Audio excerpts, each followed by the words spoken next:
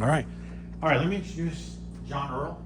John is the head of the FBO, Fixed Base Operations out of the airport. John's a good friend. He's also a tremendous entrepreneur. Matter of fact, he's responsible for, I think, Averett's first or certainly the most profitable business unit we have in the university from a business unit standpoint. And he's taken it from the early days, it's been around for a long time.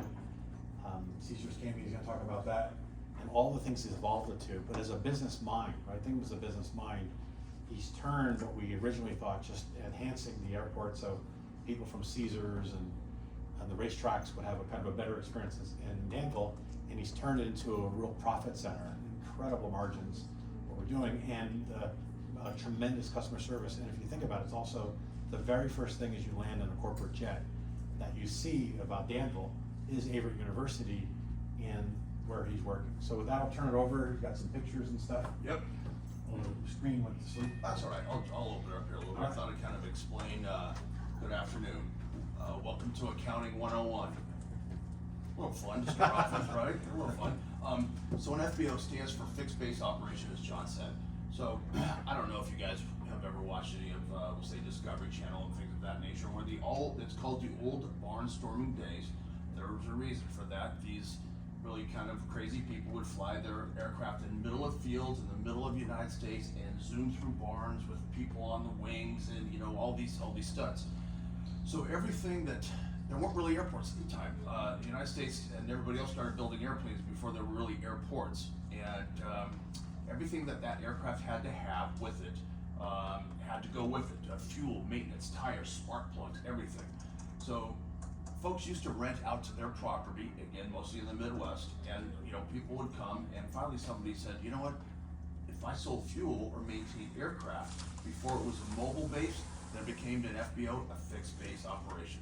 Pretty simple, but that's how it turned out in the name of it, and it's just stuck since really after the war. They really took off after World War II. So that's a fixed base operation. Really, essentially what it is, if you do it right, is a service company that generates revenue by selling aviation fuel, aircraft maintenance, and associated aviation oil and associated products, right? So there's a lot more to it than that. Of course there is. If you do it really right, you very much anticipate what the customer is going to need as opposed to being reactionary to a request. And it takes a long time to get good at that, and there's no doubt about it. I've been doing it, so I'll give you a little bit about my background. So the summer I was going into high school, the parents got divorced.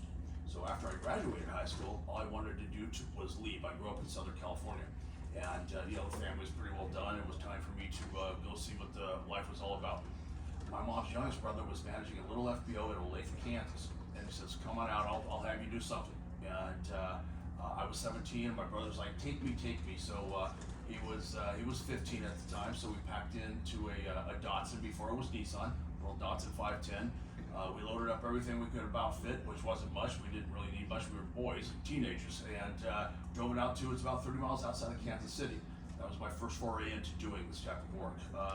And you did what you did when you were about 17, go get lunch, clean this, hold this, and just various stuff to, put a couple of bucks in the pocket. That segue get into being, taking care of the aircraft and then, a shift supervisor, and then, managing a line service manager, and so on and so on. I've held titles of director, general manager. Here it's FBO manager. It's pretty much all been the same type of work. So let's see here. Questions on that real quick? I know it wasn't a ton of information there. All right. So why did Averett rather get into this business, and how did it come about? So all FBOs have an operating agreement with the airport authority. That's typically the airport authority, also known as the city. Sometimes the counties own the airport. The city of Danville owns this airport out here.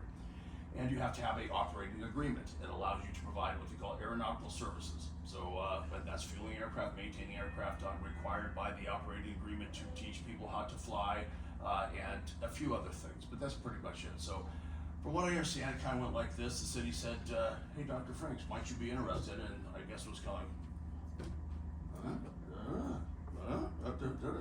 and they said, finally came out and said, "Yes, we are." And nobody's ever told me this, but I would imagine there's a little bit of hometown favorite involved, and they were chosen to operate the FBO on July 1st. So there was no the business was not purchased. So on July 1st of 2021, I've been working for Averett for a couple of months getting things spooled up. And on July 1st in 2021, I walked in and there were two things. There was a desk that was enormously too big to get out the door unless you took it apart, and toilet paper. Of course, the running joke is we were glad one of them was there and it wasn't the desk. So, I mean, there was nothing. There was no budget. There was no furniture. So I ended up, I had already got with the company to bring some furniture out. The earliest I could get it was July 4th. There was a couple spare couches, but there was nothing there at all. There was no way to get, various supplies. But luckily I did get a purchasing card quickly. But yeah, it was empty. Imagine walking into a business going, okay, I've got to run this, and there's nothing there. Can you just say, I remember it's like going into a really, really old house that maybe your great-great-great-great-grandparents owned and that's what he got to work with, and he was thinking, I gotta build this into something great. So I'm trying to get a picture, but it's, what? The whole Dundle Airport? No, just the FBO side. The FBO Oh, side. yeah. Remember, the FBO Yeah. is just where all the private planes come through. Yeah, right? there's lobbies, there's pilot lounges, and there's a variety of other things. There's flight planning computers, nothing, zero. So imagine being a pilot and walking in there 1 minute after 7, and it was really probably 30 minutes after 7, and going. And you had run these in California and Yeah, New York. yeah. So my you knew background, it. as I transitioned through my career, I've done this in Boston, Denver, and a couple other bigger metropolitan areas, and some of the spots have been smaller communities like this as well. And I'll tell you how did I get here? It's also, I don't know necessarily say it's a cute story, but it's a good story. Is that I was doing the same thing in California, East Bay of San Francisco. I had a very nice low six-figure salary, and I was what we call California poor. And if you make a nice low six-figure salary in California and you're just by yourself, you are slightly poor. So this came out, and they did tell me it was going to be from the ground up, and it literally was. But it also afforded me the opportunity to buy a house, and I was able to do that. So that was really one of the other reasons to do this. But getting back to the business, starting it from scratch, setting up supplier agreements for fuel. Because if you're an airport and do what I do, you have to sell fuel, and there was no supplier agreement in place. So and just a variety of things, getting all kinds of W-2s and this and that, and it just is really was rather daunting, but fun as well. I mean, it was they said it's going to be from the ground up. I said, all right, I'll do it. I can do it. So, and luckily there was some carryover staff of 2 that stuck around, and they were good guys. In fact, they're both certified flight instructors right now.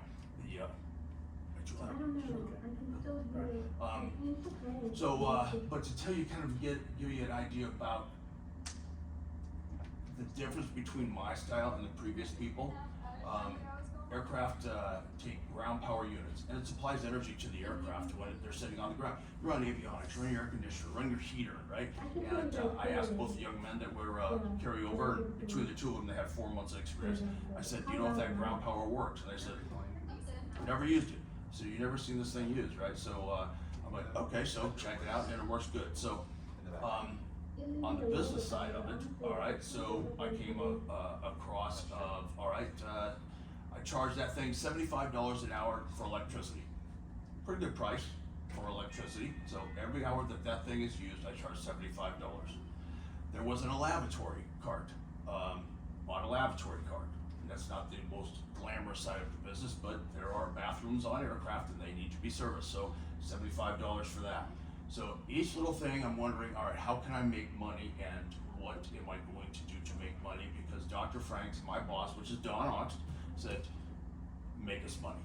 I said, okay. They said, run a really good FBO, but make us money. I said, all right. So I did. So how did I set my fuel pricing? I kept it where it was at. And about once a month, I'd go up about 20 cents. And I'd go up about 20 cents. And go up about 20 cents. And then finally somebody said, John, your fuel price is a little high. I've reached the ceiling for damn you, right? So I kind of dropped it about a nickel. But also one of the neat things about, you have to take a look at your location, about what is surrounding you and what are they doing as well.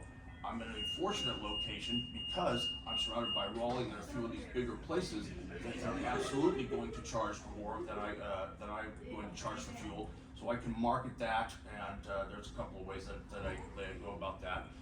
One is it's called MRO Insider, and you get to bid on fuel. If you're winning bid, they'll fly to you. They might drop off at Raleigh, but they might fly over to you and buy fuel and then fly back to Raleigh. If it saves them money, and it saves enough money to fly that aircraft from Raleigh and then fly it back. So these are just things that you end up knowing whatever business you're in. By the end of the day, my throat is really dry. Oh, I got a Want little me to get some more? Get some more for you? So it's interesting, I learned this business a little bit from John here, but all these private jets have their pilots, right? And the pilots fly these execs around, and they come in for different companies here, universities and seizures and stuff. But they have a model, they're all trying to get, jet fuel's super expensive, right? So there's a whole model. Normally it's not just like a gas station go in and the price. He has an entire strategy around how to make them come to Danville versus to somewhere up Lynchburg or Greensboro or something like that. Fascinating. That's how he's making money. Yeah, really, it's you know, the vast amount of revenue comes from selling fuel. Go ahead. I'm just trying to understand. So who's running the big building, the actual airport? Is that the city? All right, or? so there's two things. I take care of the business side of it. The city takes care of making sure the stripes are good. They're in compliance with FAA standards for airports. Does that make sense? The big building is essentially my building. Okay. Yeah. So And then this little part. Averett has the hangars and where all the what do you call it? Don't touch all. Folks going for their Yeah. They're outside there, I guess. yeah. So the city still owns all the stuff, do they? The city owns everything out there. So in fact, if you Kind of like lease it to you for free? No, not for free. Yeah, so what you end up doing is, let's say I built a hangar, this is true at any airport, I built a hangar. The city's gonna go, okay, you can build it, you've gotta, do environmental studies, everything goes along, and the building gets erected, and they might offer you a 30-year lease. If at the end of 30 years, you're done with that, those buildings all revert back to either the city, the county, or the state, whoever has the authority over the airport. So, when you're dealing with government sites, you never get to own anything. Now you could sell sell the lease is really what you're doing, and selling the terms of the lease. But on a government site, it's never really yours. So what people do is, they usually get a 20 or 30-year lease out of it. Then they'll, options for this and options for that. So you just really don't have to worry about renewing. You just say, I'd like to exercise option B, C, D, and E, so like that. And but getting back to the fuel, there is it's interesting. When I got there, I'm like, okay, what about contract fuel? Everybody went, what do you mean contract fuel? Like, is there any contract fuel? We don't know what contract fuel is. Okay, so contract fuel is one of the neat ways that I can make money that absolves me of sales tax. So my fuel provider is Titan Aviation Fuels, right? So Titan has a contract with these other fuel suppliers. So I don't ever sell it to the end user, which somebody would hand me a credit card and say, okay, yes, it's $5 a gallon, whatever the number is. I sell it back to Titan. Titan sells it to say Avfuel perhaps, and then Avfuel sells it to the end customer. So what's nice about that is because American Express is very, very expensive for processing credit cards. Wealthy people love American Express. So at 3 point, depending on if it's qualified or not qualified, which is another completely other discussion. 3.8 to about 4.25%.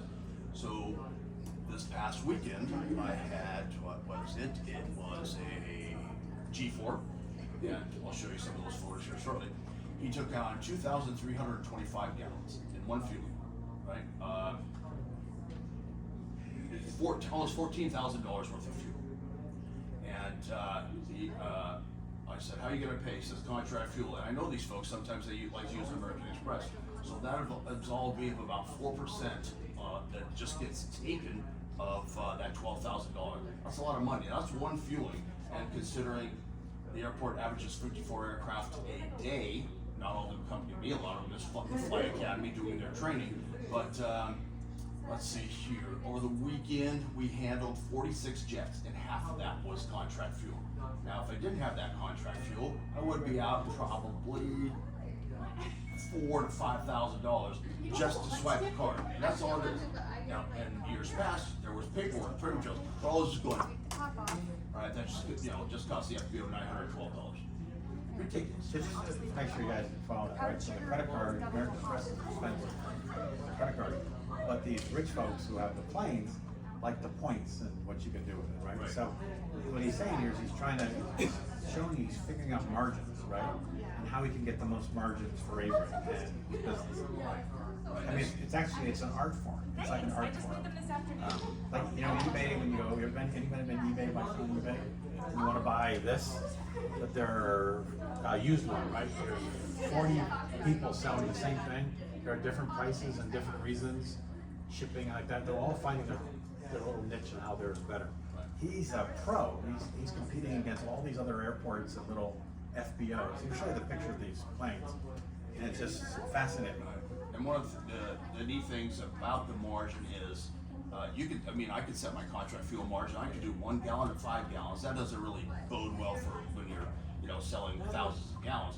But it's got 1 to 250, 251 to 500. So why do you think I have tier levels? Gives you flexibility. Well, it potentially pushes them into the next tier because there's a price break. So what it does, if that person does, says, John, I'm gonna need about 235, I'm like, all right, if you push it up to 200, I'll just throw out a random number. I won't say 251, but that's the next tier. Gallons. Yeah, gallons, right. And I might go, all right, well, if you push it up to about 270, it's 10 cents off a gallon. So it pushes them into that next tier and doesn't cost me really anything because the difference in price is that much. So even though they're getting fuel cheaper, the profit to me is this much instead of that much. So I get paid on the contract fuel, I get paid to pump it and for the cost of the fuel. And I set tiers to push that customer to that next tier. I will also do this. Let's say he says, John, I need 500 gallons. I say, if you put on 550, I'll waive the lavatory fee. My boss loves it when the fees are waived. That fee is $75. Off that fuel, I'll make 150. Wait, what's the lavatory fee? $75. But is it just using our restroom? Or No, for the aircraft. You clean their Yes, restroom? yes, yeah, no, you dump the waste off the aircraft, Got it. is what it is, yes. $75, that's a bargain. Yeah, yeah, so, but that, I bought a car brand new and it's paid for itself. I did probably 30 laps over the weekend. So then it's not the funnest job, but it'll make you $20 every time you do it. Yeah, Wow. so the people, in this private aviation, they do tip and they do tip well. One of the neat things is, doing this in Los Angeles, I got to meet a bunch of people that are all in all kinds of movies and all kinds of stars, and they're all pretty much regular people. It's just kind of one of the neat things about it. What about, what else on the business side that I might be able to answer, the entrepreneurial side? I was curious what other revenue sources. So we got fuel, we have laboratory. We got fuel, we got laboratory, we got maintenance, we've got oil, we've got parking. If you want to park overnight, depending on the size of the aircraft, it's either $10 or $250. Just have a park. Hangar fees. I've got transportation during VIR, which I'll show you some photos of VIR last weekend. That's the racetrack. Yeah, it's a racetrack. $100 to go. You want to ride? I said, I'll tell them I don't have the people to do it. I do have the people to do it. They don't know about that. Well, how much is it going to cost? $100. Done. Plus tip. Yeah. Oh yeah. $100, and they'll give the guy that's driving their car $20 because they've just got a guy that chartered their aircraft, and somewhere along the line the rental car got messed up or wasn't made, and he just chartered the aircraft for $6,000 an hour from Los Angeles, or maybe not six, probably $10,000 an hour from Los Angeles if they're going to do it nonstop. So that's $10,000 out, and then got to get him home. It's $10,000. So $100 for me to them is like, yeah, here, go, take it. So you, and what you do is, for me, it's always worked. Is that I set a price that makes me money that I'm comfortable with, and then you have make the customer think that you're doing them a favor. That doesn't work in all businesses, but it works in mine. A lot in mine. So think about it. So John was brought into this, right? But the vision was really was his. He took an operation that was just kind of had to have an airport here for whatever, right? And my guess is a cost center probably. It was run by a family who run it for 40 years or something like that. 70 years. And they went kicking and screaming, I'll tell you, when they went. It was kind of, run down, and they scraped by, and they made, I think, if I'm not correct, a little bit of margins they made were on maintenance. And they made a little bit on fuel too, and they were probably. Something comes in and there's something they're not sure, if they can, while they're waiting, if somebody mechanic at Averett can take care of it. And we actually have a phenomenal here. The guy was it's the same guy. So as a business, he saw a problem, right? An opportunity, right? The city thought they needed to spruce it up a little bit because Caesar's coming in. And he took it to a whole nother level because he has that experience, that the city didn't have. And what he's talking about here is there's, like Dr. Decker said, there's different buckets to look at from a margin, how to make it. And life is so obvious sometimes it's not obvious, right? And so he was finding things that I was here when we were trying to hire Donald, that we didn't really know what it's gonna turn into. We were trying to find an expert on what to do, but all of a sudden, he'll get to it in a minute, but all of a sudden now he's starting to generate some serious revenue margins for the university that we didn't have before. And we're, as Fred knows in another class, we're actually looking to how we can do the other departments here and turn them into profit centers too. But this is the model. And so, in addition to the lease, do you have to pay the city anything out of profit or revenue? Sure, yeah, so there's your basic rent at an airport, but all airport authorities collect what they call a flowage fee. A what? A flowage fee on the fuel. Flowage? Flowage, F-L-O-W-A-G-E, flowage fee. We pay for every gallon that I sell, we pay the city 8 cents. Yeah, so, we're in a fortunate position that they own the fuel farm, and that's all they ask of us. Most other airports want 1% of gross on above and beyond, and they don't ask for that here. Not yet, and it's probably because they couldn't get it previous. Right. I just don't think it was probably available. So, but yeah, so and to get into the entrepreneurial side of it, right? So, when I got there, I'm poking around, and this is how you make money. And sometimes entrepreneurship isn't about revenue, and I'll get to that in a second. We walk around, and I walked around for a couple of months, and I said, this might work. That might work, right? So one of them is an example of enterprise rent-a-car. Jason is the station manager. We do a ton of business. I did 56 rental cars in a day and a half for this event last weekend. A lot of rental cars. It's some every, I don't know how many, 12 minutes or 15 minutes, but nonetheless. I was having a conversation with Jason about some aircraft that are arriving and make sure he has the reservations and things of that nature. And one of the things that came up was that he wasn't going to have this one particular vehicle back that this customer wanted, likely a full-size SUV, and that was the last one he had. He goes, God, I wish Mark could do our maintenance. And boom, okay, so there's a flag, right, for me. I had taken care of Hertz maintenance in California some years ago. So I told him, I said, hey Jason, I said, listen, I have done fleet maintenance for Hertz in California. I said, it's been some years ago, but I'm experienced in it. Ting, there drops the pin. I mean, it was silent. He says, all right, so what do you think? So that was just me kind of keeping my ears open. I could have blown right through that and not said a word. But I said, Jason, this was subsequent conversation. I said, how much, give me an idea about how much you spent last year. He goes, I don't know if it was calendar or if it was fiscal, but he goes, $100,000, John. Okay, that's worth exploring. So, right now we're getting quotes from our insurance company, and it's basic stuff. Change a tire, do an oil change. I've already got a maintenance guy there, right? So, right at the same time, it's just keeping your eyes open. Had a kid and start knocking on the aircraft maintenance door. Mark lets him in. And it turns out the young man has some experience in automotive. but would really kind of wants to get away from that and do aircraft maintenance. So I said, all right, Mark. I said, give him a couple, give him, 1 day a week and see what you think. So he says, all right. So I brought him and I meet him and I said, listen, you want something from me? This is where you kind of, I love horse trading. And horse trading comes in many ways in business. But I said, you want something from me? You want me to train you how to be a mechanic? Yes. I said, then I want something from you. All right. What do you need? And he says, I said, I want you to do this maintenance on these vehicles for Enterprise. I said, I'll pay you for it.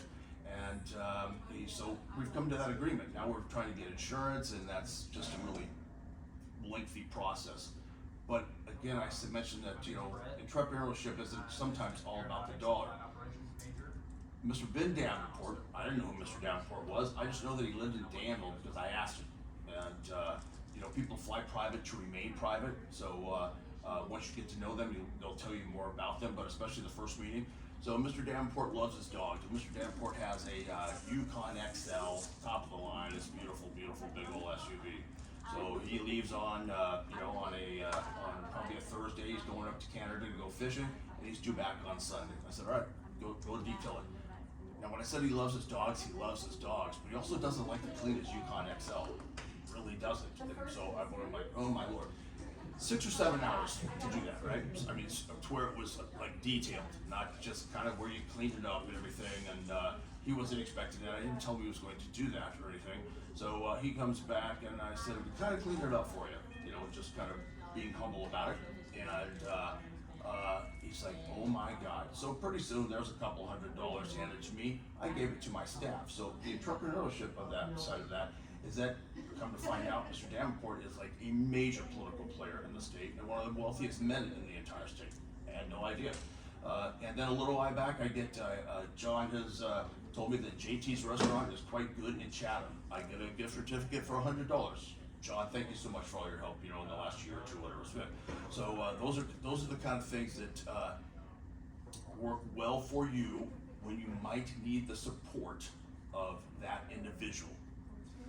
And I don't know when I'll need that support. And maybe, Mr. Davenport is going to pass. But doing favors for people in business and not expecting anything for it is one of the keys to my success. And I have had a lot of success. When I don't expect anything for it is when it gets returned tenfold. So when you can kind of keep that in mind. Let's pause there just for a second. So you saw an opportunity. We got here. He's an expert. He's seen this before. He built these infrastructure. Hopefully, he'll show a picture or two.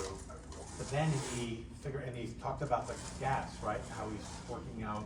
If you can get up another 50 gallons, I'll give you a price break. And then he's pricing all the different FBOs from around the region so they don't fly over them versus come in. And then he just talked about probably one of the biggest things in life when you start working is relationships, right? And he's not, there's nothing sleazy about it, right? I remember that's a great way you told that story. He detailed a very prominent, very helpful, very good person to the university also, car with no expectations. But it turned into not only just a tip, but he went and told everybody about it. He went and told literally everybody he knows, which is all of them have things like that. So just think from an entrepreneurial standpoint, he just did something that a YouTube thing would never work, right? He probably went out to hundreds of people that, hey, Danville's got the best FBO around. Maybe you should, and they have a great maintenance department. And my goodness, they detailed my car the other day for a couple $100. So the service is great. And then they said, then the people come in, he recommended, then they go eat in town, right? They come to an event to do stuff, and so they're spending money here. So it's you keep going. Hopefully you're gonna get to the. Can you actually share dollars and stuff like that? Sure, absolutely. But the margins, and then as a university, we're used to this, right? And all of a sudden he starts getting a little bit of margin. He's a cost center at first, right? And all this stuff because we had some funds come in from the city and from Caesars, build, and he's still going, right? And all of a sudden now he's figured out margins on gas, right? All of a sudden now he's breaking even. And now he's piling on top. He's not done, right? He's got all kinds of stuff. But that's real entrepreneurism, right? And from a university that's not used to kind of that mold from a money making, right? We're here to teach you, right? And well, some businesses really been extremely helpful to pay for other things. Right. And, you know, on an even, I won't say bigger level than Mr. Davenport, because he's good friends with Mr. Davenport, but, you know, when you do whatever kind of business you're into, you know, the politics likely plays either that much or this much into what you do for a living. In my case, it plays about that much, because, you know, like when the governor rolls in, he's like, "Good morning, John. Good afternoon, John. Good to see you, Mr. Governor. Good to see you. How's things?" So, you know, and I'll literally, you know, take 30 seconds to a minute, shoot the breeze on the ramp, with the governor, and then he goes on his detail. And so, that's, again, treating somebody very nice and not expecting anything for it. I know if I could get a channel to the governor and I need his help with something, he would say, "If I can, I will. If I can, I will." So, I guess we'll do some quick photos too. Yeah, I should have expected that. I don't know why I thought anything else would happen. Wait, the first thing you see if you fly in, and certainly Caesars or all these big corporations like Aerofirm or whatever, the first thing you think is the airport, right? Is the FBO. It's not a commercial airport, at least it used to be.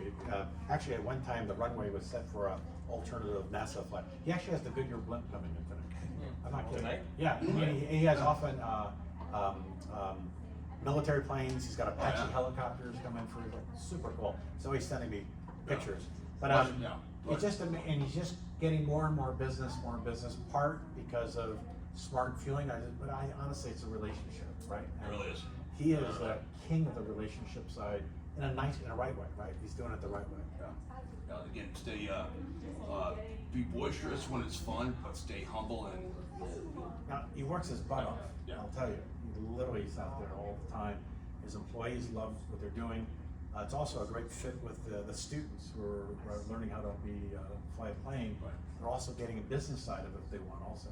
Yeah, I've done a variety of internships and like, okay, build me a budget. All right, let's go order some parts. All right, let's fuel some aircraft. Let's tow some aircraft. Let's see here. We'll find some neat photos. So Is this from this weekend? this is from this weekend. Let me see. VIR 2023. VR is the racetrack. You guys, everyone been out to the racetrack out there? No one's been? No, Martinsville is the oval, is NASCAR, right, which is one of the oldest one school too. VIR is east, just outside of Danville, going towards Southwestern. It's European style road. yes, like Formula One. You guys will see Formula One, right? It's like that, but they may have just Porsches running. Yes, this series was like it's the IMSA, International Motorsports Association, Michelin GT champion, GT Ferrari, GT Porsche. It's big. Yeah. With that? That's not a bad idea for a trip Yeah. for the students. Yeah, that'd be super. Oh, yeah. Maybe go out there one day. Go out there one day. Right. It's world, by the way, it's world class. World class. People fly in from all over, and then when they fly in here, the teams are with their trucks and their cars are coming up and they come through town and fly too. So explain what they're looking at here. It's All kind right, of hard so this is a good representation of corporate jets, right? I should have it up here. Yeah. So this one back there, and corporate jets are made all over the world. This one is a Bombardier Challenger 300. It's a Canada product. What's the cost? What's the value of that, roughly? Okay, Brand new. New 30 million. 3 million. 30. 30. No, 30 30 million. Yeah. For the private plane. The plane, yeah. And that's before any fuel, insurance, and anything. And he's got a race car that he's got a team of like 8 people driving up to come race for the weekend. I mean, it's insane. Yeah. And he's got them all over the place. Yeah, let me see this. That's a big one though. Any G's? Yeah, Gulfstream, 2 other Gulfstreams. What are those prices? That's a global, 62 million new, 40 million new. That's a Embraer Legacy. That's a Brazilian jet. Nice, 30 million. That's another G4 back there. Is there another G4 30 million? No, G4 is 40 million. Another G4 40 million. That's an old piece of crap. That's probably 3 million. I never liked those jets. And let's see. A lot of repair. Yeah. So I did a calculation this morning as I was getting ready to come on over here. I said, because the price of a used corporate jet, I could not determine how old is it, how many hours does it have on it, what avionics are in it, does it have a damage history. But out of all the ones that came in, $641 million, $641.25 million for 4 days. They walked in his front door and shook his hand, right? And then had a great experience coming to Danville, right? And it says Averett, you gotta go out there, like, we should just go out there one day, right? We'll figure out one day, one of the, if there's not, it's all Averett branded. It's pictures of the university, it's spectacular. I should be super proud of it. The private plane is kind of, the whole industry is kind of, US is the home of that. Yeah, not big in Finland. I was from Right. Not big Finland. in Finland. I'm actually from Russia. Counterculture, Right. yeah, right? That 641 million was only 46 or 47 aircraft. So the money gets, it piles up quickly. There's not a lot of private Yeah. planes in Finland. Counterculture. In a lot of European countries, and maybe some helicopters. France, though, we love them. We love them. Come on in. Yeah, Right. yeah. Russia and France makes some good aircraft. In fact, I've got a, if I can find it. So getting back to the relationship, because I can't stress it enough, but I'll probably, maybe make this my last pitch about relationships. So the Civil Air Patrol is the civilian wing of the United States Air Force. They're a organization that promotes young people through various ranks. You might be a captain or a lieutenant as you get into your teens, and you're just, whatever they call it when you're, 8 years old. But they're math, science, everything that goes along with that, and they teach them flying. Now, where it comes into the flying portion of it, they teach me flying, but also if I had a small aircraft and I crashed, and I was overdue to my destination, and nobody could know where the heck I was at, and nobody could get on my cell phone, the Civil Air Patrol would scramble their aircraft and go search the last known position. And it might be in just some really big wooded area. Aha, there's John, there's whoever it may be. So that's really their second big mission. They have aircraft all over the United States, in every single state. There's probably, I bet, a dozen in Virginia, and there's one that's based at Danville. And typically, you're not supposed to do maintenance on them unless you have an agreement in place. Right? So they came to me and said, John, we got an emergency. We need this aircraft maintained, right? So they need an annual inspection and a few other things. Sure. Stop what I'm doing, because I've been taking care of the Civil Air Patrol for a lot of years. We'll take it in right now, right? So, shift priorities. Mark shifts his work. Mark gets it done, and we do it for a fair price. And it's back in their hands, and it was much better, right? So I did 2 of those. Pretty soon, hey John, hey, what's going on? That was a digital knock, and we would like to enter into a 5-year aircraft maintenance and fuel agreement with your company. I think that's swell. So I can now fix any aircraft if it comes to me. Granted, we're not going to get a whole lot from California just coming here, unless I'll show you another photo. So now I have the ability to maintain any aircraft of the Civil Air Patrol, which is probably 100 to 120, and a fuel agreement, which is, it's a good fuel agreement for me, and it's something that must be good for them because they signed it. And but again, I helped them twice, and they come knocking on your door because you're honest and ethical, which They liked you. yeah, and they trust. Thank you. Big time trust. A lot of relationships are so important, right? And let me find it. I know I got. I mean, it's that amazing. phone here. He could have just come here and just done his job, right? Instead, he's opening up Yeah. things, and I just love it. How many people works at the airport?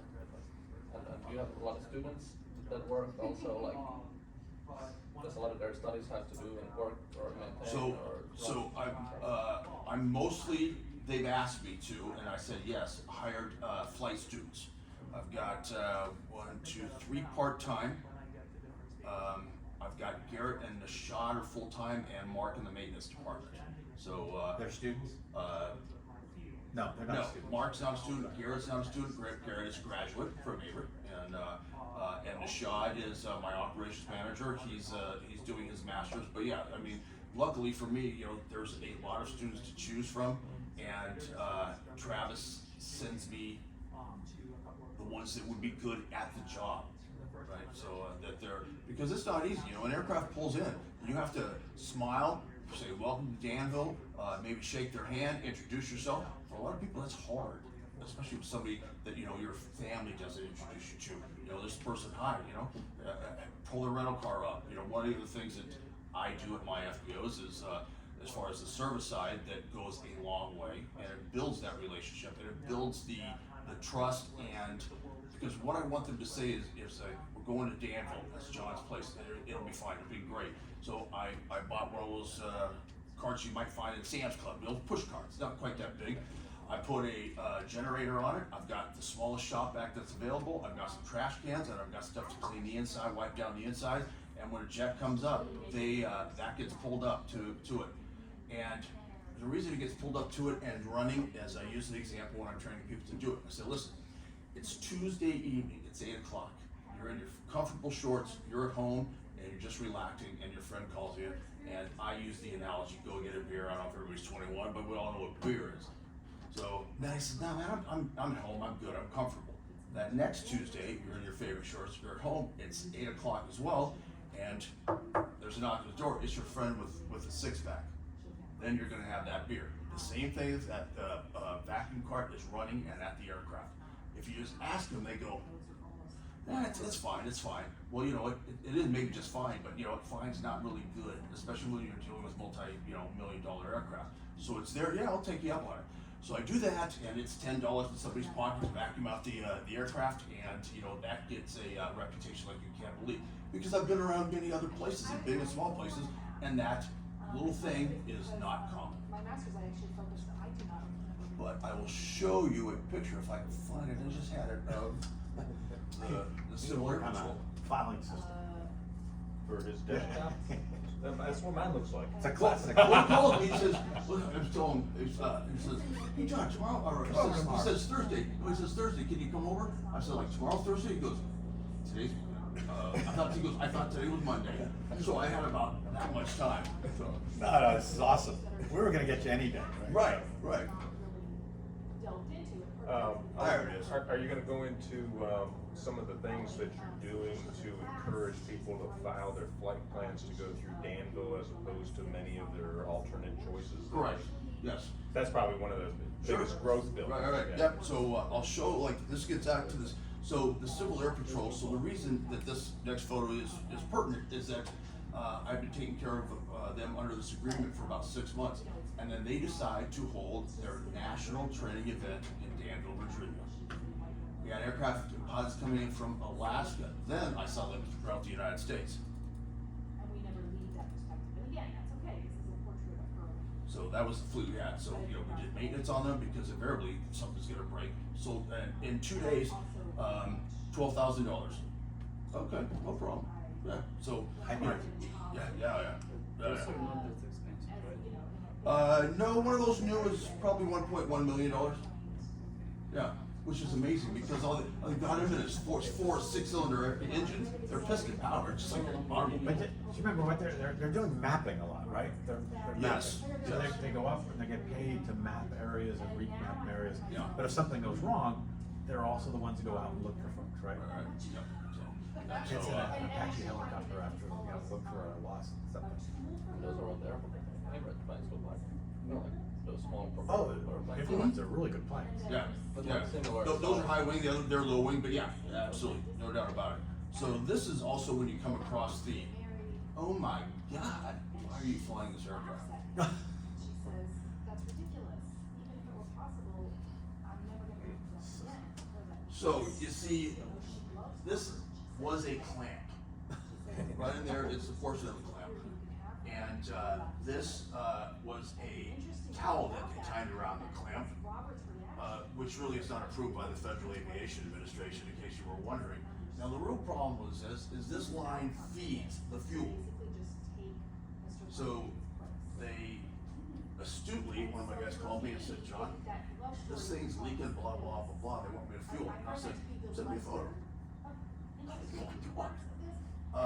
Don't fuel that aircraft because the problem is that it's happened to me once here, is that, if you're the last one to fuel it and it crashes and people die, it's really a pain in the butt. It's happened about 7 times to me. It's gonna happen in airplanes. You know, you do it long enough, somebody's gonna, you should know it's gonna crash and die. It's just the way it is. And like I said, it already happened once here. So, I didn't want that. So, you know, you have to, my point being, at times, you have to tell people no.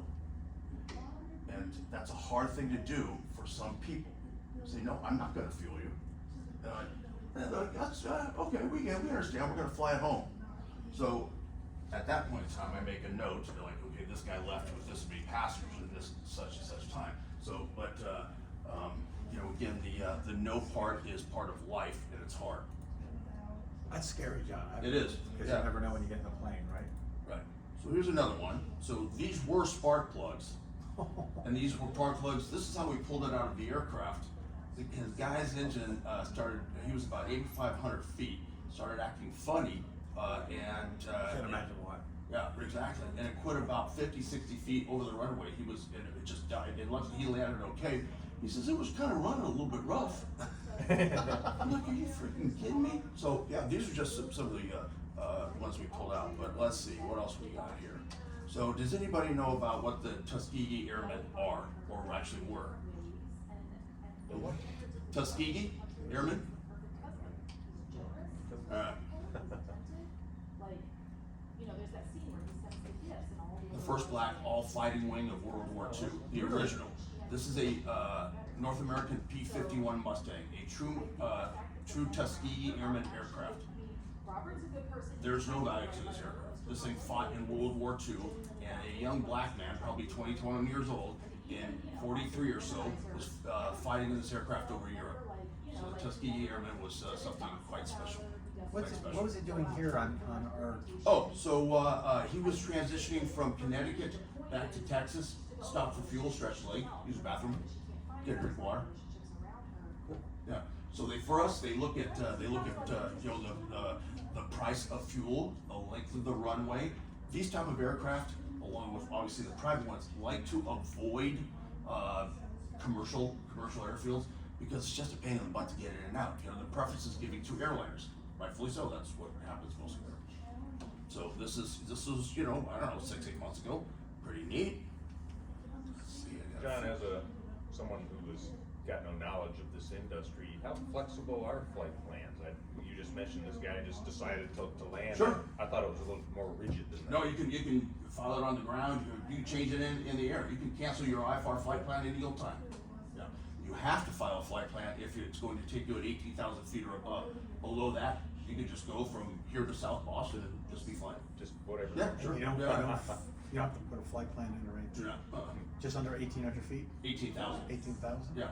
That's pretty high. Yeah. You just keep your eyes open, and, you know. Does try- Travis, when the students go out, are they putting flight plans in? They do because it's part of the training. Training, yeah. Right, yeah, but those people, so, here's another one. So, one of the other things that VIR does is pretty neat, it's not a whole lot of people know, so obviously I have common customers, to VIR. We share the same customers, they fly in, they go over to this place, they race their cars, they fly out. So, they have on staff, retired special forces that do specialized special forces training. This is a Lockheed C-130 Hercules. I get about 3 of them a year. They bring in members of, they're not special forces yet, but you know, highly qualified Army and Marines, and they do, they're here for, they bring in about 80 of them. They're here for a month, and they do specialized special forces training, and they go back, and now they're special forces down in Mexico. They're all from Mexico, and this is what brings them in. Yeah, are they at the racetrack? They are. Racetrack also does a lot of. A lot of military stuff. Yeah, they've got a Driving. 1,000-yard rifle, sniper rifle range as well. Right, exactly. Learn how to do, you know, defensive driving and things like that. And he had asked, you know, what are some of the things that I'm doing to kind of lure people into our location. So, Titan Aviation Fuels is my fuel provider. They have over 550 FBOs in their chain. We are considered a branded FBO because our brand is Titan.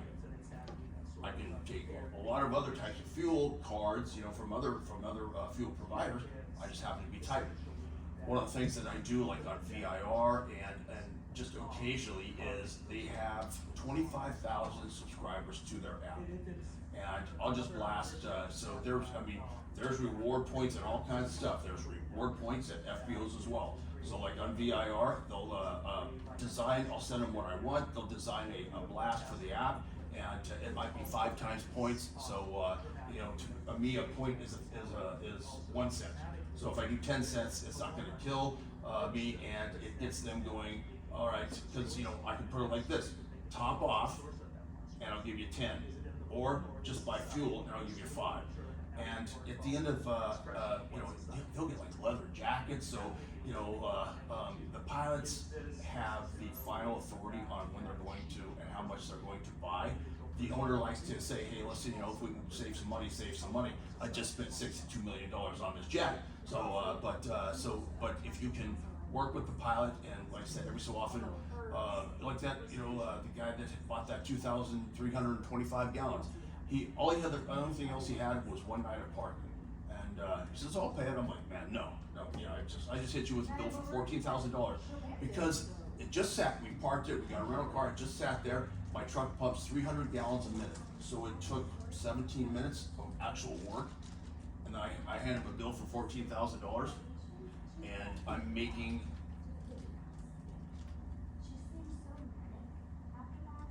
75% profit on that volume. Yeah, on the smaller volumes, it's 100%. About 5 minutes. About 5 minutes before we're up for the class. Can you also just talk to them a little bit about actual numbers that Yeah. you're helping? I don't know if it's a secret or not, but No. what No, you're doing at thanks. the university. Yeah. So initially, like I said, I started on July 1st, and there was a Christmas party at my boss's house. And Dr. Frank says, John, how much do you think we might, you know, net in the first year?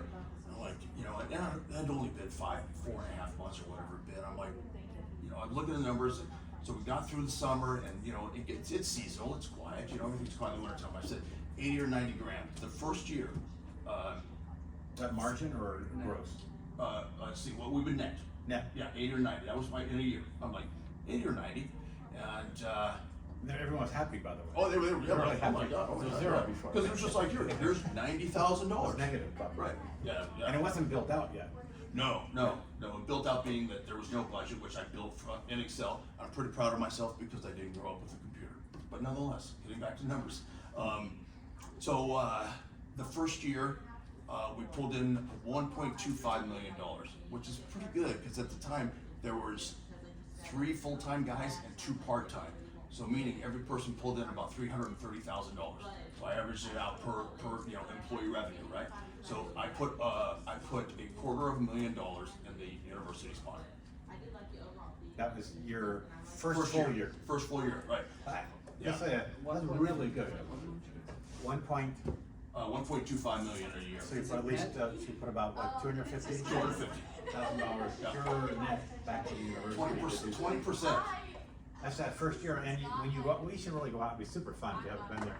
It was, I want to say nicely on the camera here. It was less than perfect at the time, and it's just recently been fully finished. And he did that with what he had, right? So keep going. Yeah. I know where you're going. So the second year, we're probably at 1.32 million, and I bet I'll put close to $320,000 in the university pocket in year 2, which is not bad. It's small. This is a small place. You know, I mean, the biggest I've done in gallons and annual on jet fuel is 18 million. Here we do 220,000 gallons. My maintenance guy brings in, just in maintenance alone, $160,000. And it's a small shop. Small shop. It's one guy, small. We'll go look at it. It's a hangar, basically. Yeah. Part of a hangar. Yeah. And there's one guy Right. doing all this stuff. Yeah, Super close. so, I mean, most businesses are gonna probably be pushing, you know, if they do 10%, they're pretty happy. I mean, if you put money in the stock market and you annualize, 10% revenue, sign me up any day. But yeah, I did 20%, 21%. Hey, what do you think, like, for future things that you're thinking about, whether it's, hotel or There's restaurant? one I'm really working on. So Tron Air, and John's heard me chat about it, and it's slow, but we're getting there. So Tron Air is a manufacturer of GSE, ground support equipment. They have specialized stuff that will measure your pressurization at 30,000 feet when you're sitting on the ground. And they make tugs and tow bars and stuff that you would just move aircraft around in, right? So I say I'm on my way, and I think I am, to becoming an authorized service center for Triumph. So the neat thing about that is that I did it in California. I was billing that out at $175 an hour. That was in San Francisco area, so obviously, you know, things are more expensive there. But the neat thing about being that is that, one, yes, you kick back 10% to them, but you get 10% off parts and anything you buy, and then you can mark that up another 20%. So you're really making 20% of the parts you buy, and you're kicking 10% of them. So, I mean, 10% of $150 an hour, sure, I'll give you $15 an hour, you know, given day to make $135 an hour. And it is, I mean, some of it is labor intensive. I mean, fixing ground power units, tugs, and a variety of things like that. So that enterprise, and I've got a couple other things that I'm working more long term, becoming an engine shop, because Travis has soon 14 aircraft, and it takes 9 months to get an engine rebuilt for him. It's a 4-cylinder engine. It's like your car. It takes 9 months by the time it's off and sent when it gets it done. So he has an asset sitting there that for 9 months is not making revenue. And if I can become an engine shop, I know I can. It's just getting it all together. So those are some things I'm working on. So just think about it. So he went from a retail firm, right? And he grew the opportunity from solving issues with them. And what is Tron Air? He's essentially a channel partner now. So all of a sudden he took someone else's business and he added as a channel partner. So he's a value add to another large business and reputational stuff, and he's adding additional margin on top of stuff that we didn't make, right? On the services piece. Right, there's all kinds of other stuff, hotel, you know, Yeah. Restaurant because of the hospitality group. It's fascinating. Do you want to wrap up or? Sure. To Yeah. take Questions? Yeah, questions. I mean, I know it covered a lot, and I did. $65 million plan. You looked at the ceiling. That means there's kind of a question. Formally. Formally. Yeah, I'm gonna drink of water. So you've been involved in like many FBOs, Mhm. and then you've done well here. I Right? have. So I've done more than well. yeah, exactly. Done very well. Do you work as well in other FBOs? You know, it's interesting. Yeah, it's a good question because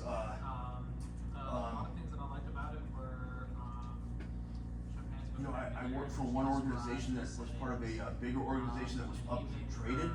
And yes, there is administrative side to my job. There's no disputing. You know, got to code bills with proper GL codes and send them to the right people, and you know, do that timely, and you know, all the other stuff that goes along with it. Build budgets, make employee schedules, but I would say this worked the easiest. There's a couple of reasons. Because they said, is yours, and because they had no clue about it. They couldn't tell me if I was messing up, right? I mean, the only thing that my boss has ever asked me about was, said, John, did you really spend $1,000 on a baggage card? I said, yes, I did. And he said, must be a really nice baggage card. I said, yes, it is. I said, but I can buy one, which I've done, for $250, and they're cheesy. They'll last about 6 months. So I can spend, you know, $250 every 6 months. So we take care of this. That's a 7-year baggage card. Okay. So, but you know, but it's also expensive. You know, fuel. When our fuel was so expensive, our motor fuel. Same goes for aviation fuel. One load is 8,000 gallons. That was $60,000 to buy one load of fuel. So it's not like I pay my fuel provider when I get paid. I don't cut them a check every Friday. I'm on a net 10. In 10 days, they have access to the account. They go, boom. So you've got to, you know, do that strategically.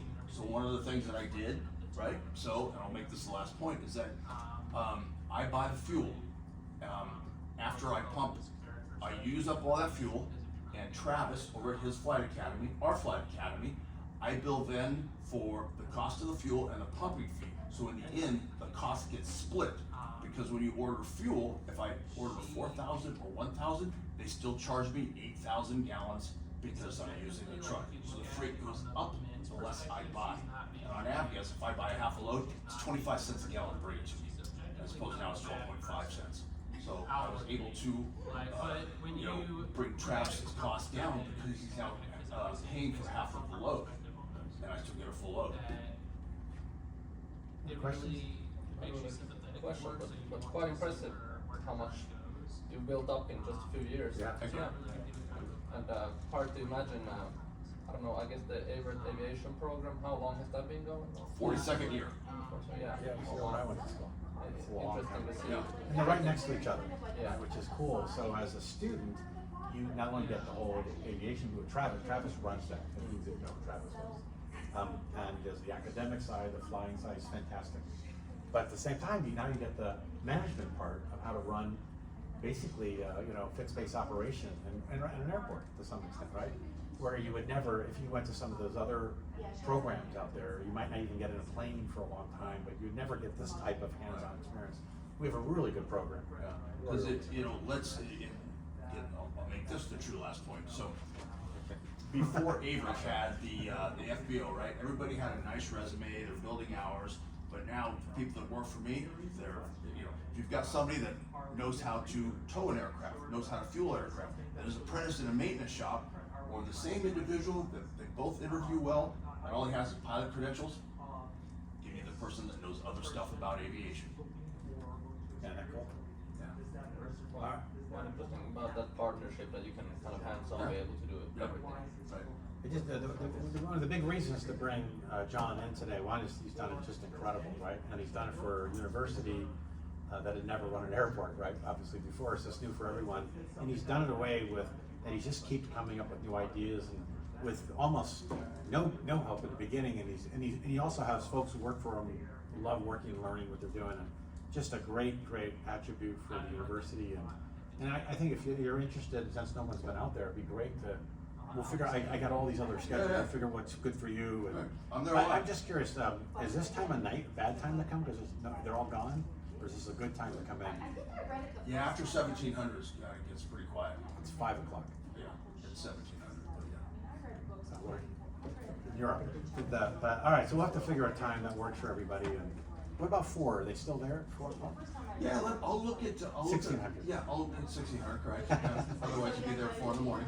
I'll look at a time here in the next little bit when I know I've got some decent activity. We'll spin it around the team. We'll talk about it. It'd be great sometime during the semester as well to see it. And with John, he'll give you the tour of the place, which is really impressive. All right, well, round of applause for John. Absolutely fantastic. Thanks. All right, guys, thanks. Any questions? Are you good? Thanks for coming. He's got my email. Yeah. I should have brought some business card, but I didn't.